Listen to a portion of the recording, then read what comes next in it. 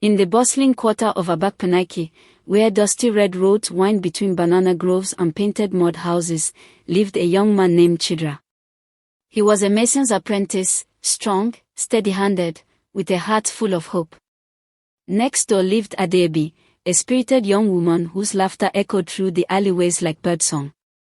They fell in love in the way that young souls do, innocent, heady, convinced the world belonged to them alone. Chidera had always dreamed of owning a smartphone.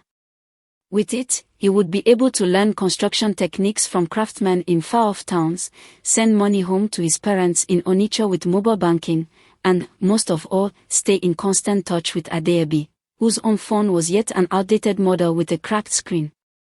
One Saturday morning, after a month of extra shifts helping to rebuild the local primary school, he counted out 150,000 Nigerian nairas in crisp naira notes. That afternoon, in the shade of a neem tree, he handed the stack to Adaobi. "Adaobi, my love," he said, voice trembling, "take this money to the market on Enugu Road.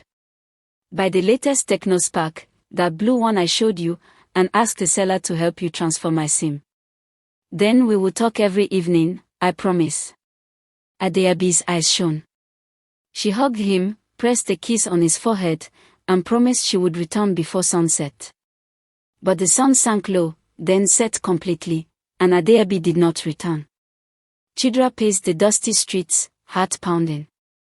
He sent a message, no reply. He called her number, immediately routed to voicemail. By nightfall, worry gnawed at him like a rat in a rice bag.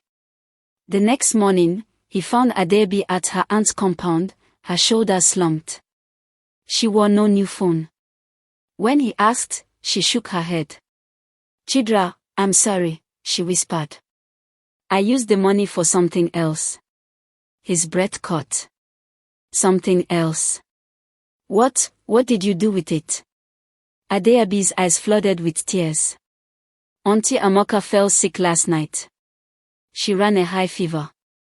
The clinic needed 50,000 Nigerian nairas for tests and medicine. She had nothing. I couldn't just leave her." Chidera's mind spun. "And the rest?" I paid the school fees for my brother's final exams. Only 80,000 Nigerian nairas. The last Nigerian naira 20,000 I gave to Mama is for her hairdressing apprenticeship." Chidera closed his eyes, the word blurring. He felt both pride and fury, pride that Adaobi cared so deeply for family, fury that she had broken her promise. That evening, under the dim light of a kerosene lamp, Chidera confronted Adaobi. "You lied to me," he said, voice low but shaking. "You said you'd buy the phone." Adaobi's eyes brimmed. "I never meant to hurt you. I thought you would understand." "Understand?" Chidera snapped. "I trusted you. I saved every kobo to give you that money. And you spent it." She stood, trembling. "I spent it on people I love. Should I have watched my aunt die and my brother drop out of school just to buy you a gadget?" The air stilled. Neighbors peered from doorways. Chidera, red-faced, ran a hand through his hair. "You always do this," he burst out. "You make decisions for me without asking me. You never consider anyone but yourself." Adaobi shot back. "Is a phone more important than life? Than education? Than my future?" He clenched his fist. "But you lied. And you demanded I spend money you gave me without asking what it was for," she retorted. The argument stretched on, pride dueling pride, until Chidera stormed out into the night, leaving Adaobi weeping by the lamp's flicker. Days passed, full of silence. Chidera avoided the paths he knew she walked. Adaobi sat alone in her aunt's courtyard, rechecking his messages. The village buzzed with gossip. "They are through, he will never forgive her, she's too proud to beg." Chidera's nights were sleepless. He imagined Adaobi's tears, remembered how her laughter once made the sun brighten his world. Yet every time he thought to forgive, he saw that stack of naira notes and felt the sting of betrayal. Adaobi, too, paced under the neem tree. She wondered if her sacrifice had been worth the cost. She'd saved Aunt Amoka's life, her brother sat for his exams, Mama is practiced braiding hair. But would Chidera ever see the good she'd done? Or would he forever fixate on the cell phone? On a humid Wednesday, Chief Okeke, the village elder, wise and kindly, called for them both. In the courtyard of his compound, beneath the shade of a giant iroko tree, he seated them on carved wooden stools. My children, he said, voice gentle but firm, love is not only about promises kept, but about understanding why we make those promises. Chidera, your desire for a phone was driven by dreams, noble dreams, yes, but Adaobi's choice was driven by compassion for her family. Neither of you is wrong, you simply acted from different hearts. He turned to Adaobi. Your heart is kind, but you should have spoken to him first.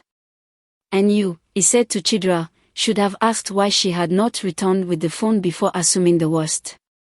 They bowed their heads.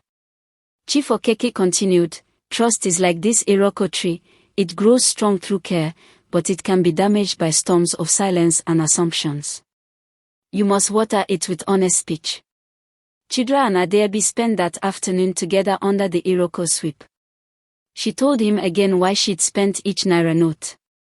He listened without interrupting, each explanation softening his heart.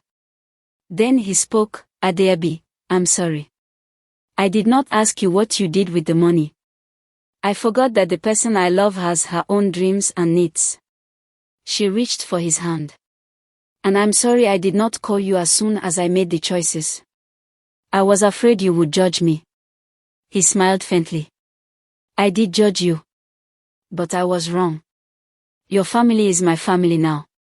They embraced, and the cool evening breeze carried away the last vestiges of anger. The next morning, Chidera took Adaobi by the hand and led her to the market. Together, they bought a smaller, more affordable phone, half the price he'd originally budgeted, and used the remainder to start a small savings box for emergencies. They agreed from then on to talk openly before making any big decisions. Word spread through Abakpanaki of their reconciliation. Neighbors marveled not only at their renewed bond but at the lesson they had learned, that love is not measured by gifts kept, but by understanding shared. And so, under the red sun of Anaocha clay, Chidera and Adaobi walked home side by side, phone in Adaobi's pocket, trust restored in their hearts, and a deeper love forged in the fires of conflict.